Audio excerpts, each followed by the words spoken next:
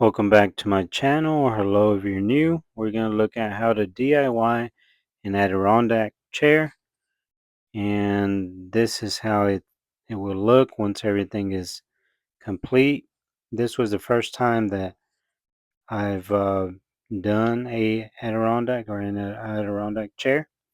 I downloaded the plans from a website and I'll put the link below, but they came in this tube and I went ahead and cut them out. It comes as like a 36 or 40 inch piece of paper, pretty long, but you cut every section out, and it only gives one side. So like if it's an arm, it'll only do one arm, so you gotta overlap it to do the other arm because it'll be a mirror image. So here you just trace them out, and here are the dimensions. I bought a 1x4x8, 1x3, 1x6x12 feet, and a 1x6x8 feet. I did buy these in cedar lumber. You can do it in pine. Pine is cheaper. Cedar is a little bit more expensive, but I went with the cedar look. And then I pre-cut all the pieces based off of the cut list. So I went ahead and did that, and these are all the pieces already pre-cut. There's a rough side and there's a smooth side, and all we're doing here, I just taped it over the pre-cut piece and I just traced it,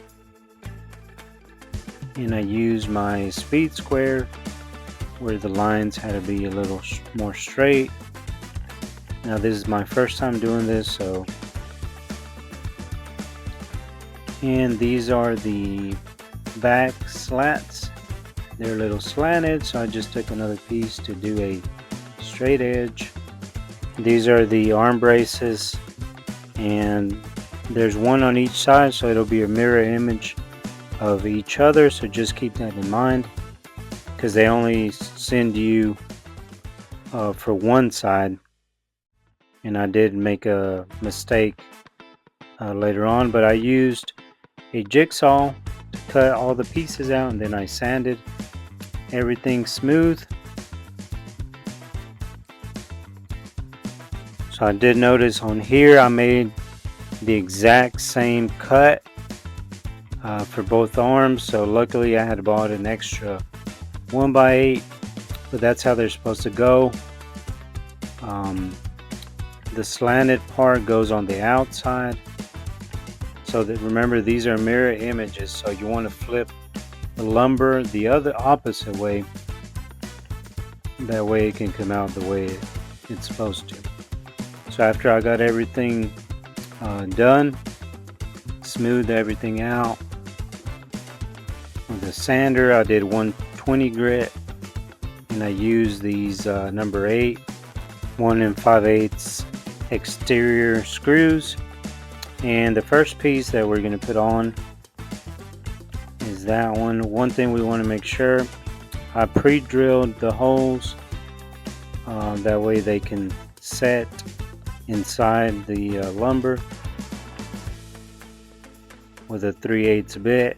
I didn't go all the way through, I just did enough, that way the head of the screw can go in the lumber, and I'm just measuring there to make sure everything is equal distance. And that's the first part we're going to put. This is the bottom section of the chair, so the back slats are going to rest on this part here, which is the bottom section of where the back is at, or the lower back section. So we put it flush on both sides. All these pieces come with the measurements, the length measurements, so you can't go wrong there. Everything comes in already pre-assigned dimensions. So all you gotta do is trace it and cut your pieces of lumber.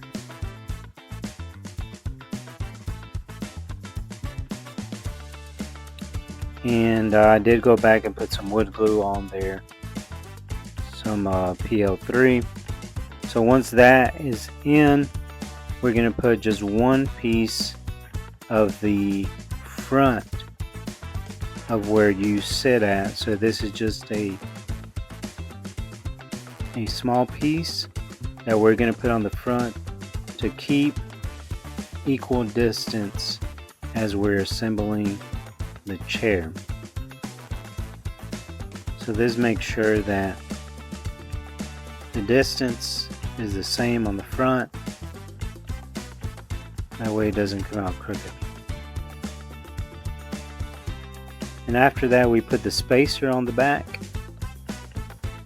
of the chair. Pretty simple. And then I was just putting these together, these little slats where the seat's going to be at. And I just marked the line where I was going to drill the holes. So I pre-drilled everything. And then I went back and filled in all the holes.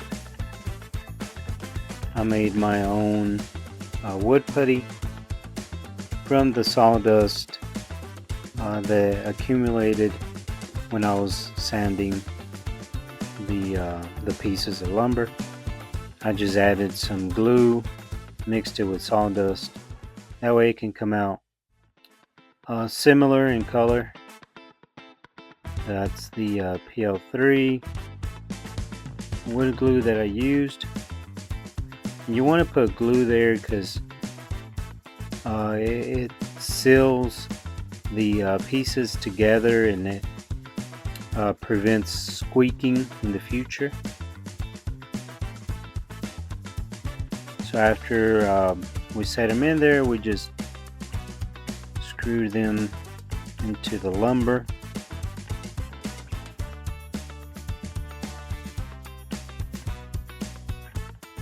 And this is going to be the seat portion.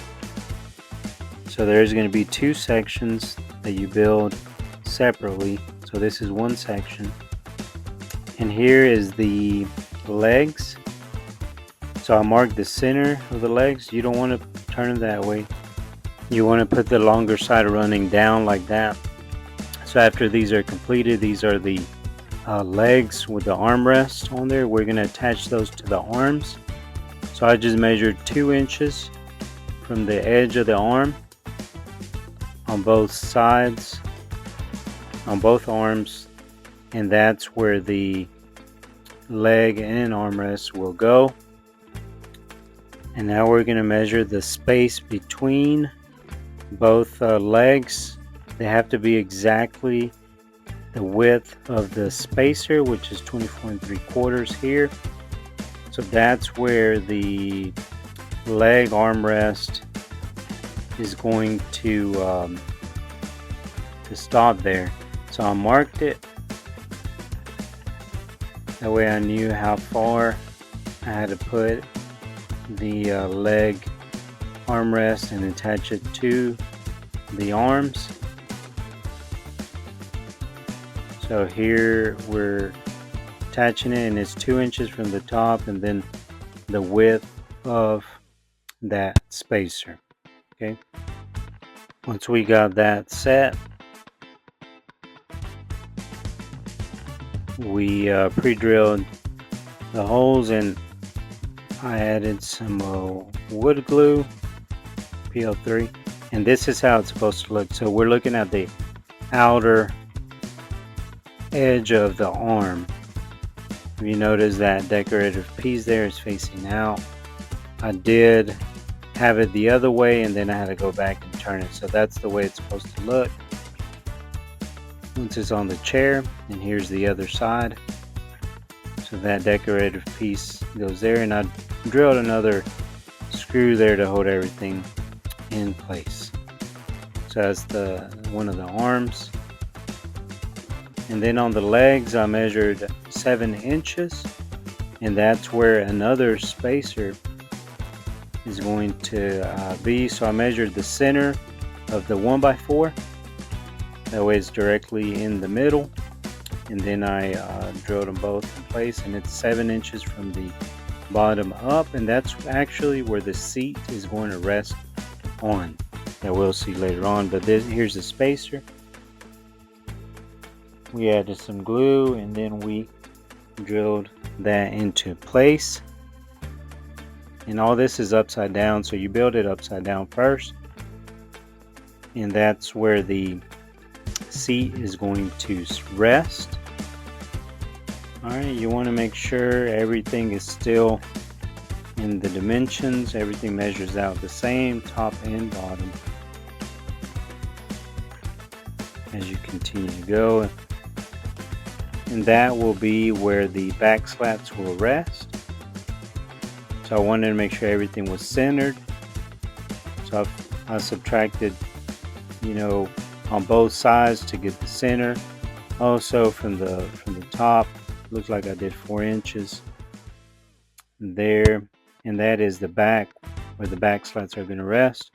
You see, you assemble 2 pieces separately, and then you put them together. So that bottom piece is going to go through that way. Alright, so I pushed it through.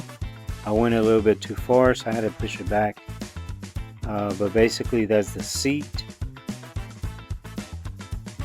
Then I went ahead and put the back slats on there. I haven't drilled them yet, just to see how they were going to go, and I did measure on both sides to make sure they were evenly spaced out.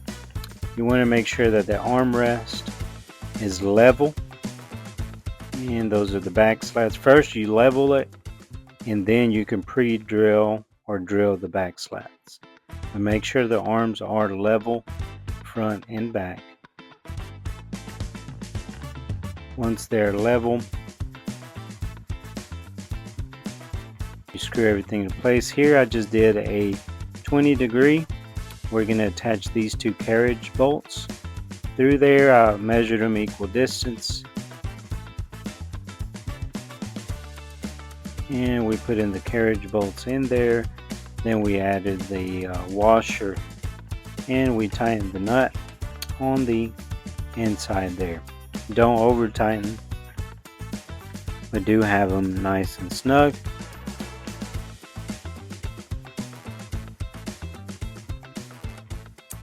And this is how it's going to look when everything is already drilled, the screws.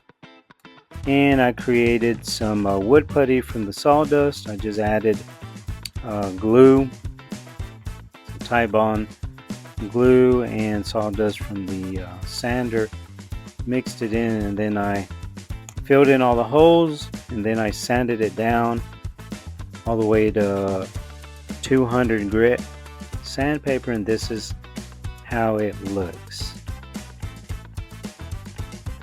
Yeah, I'm pretty pleased with it. Filled all the holes in. Let me know what y'all think. There is the link to these plans in the description. It was pretty simple process overall. It does take some patience, of course, and time to get this done, but I like the way it looked, and I will be doing another one.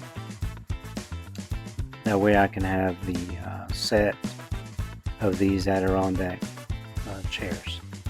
These are wide and comfortable chairs. I enjoyed this project overall. Thank you for watching, and don't forget to subscribe.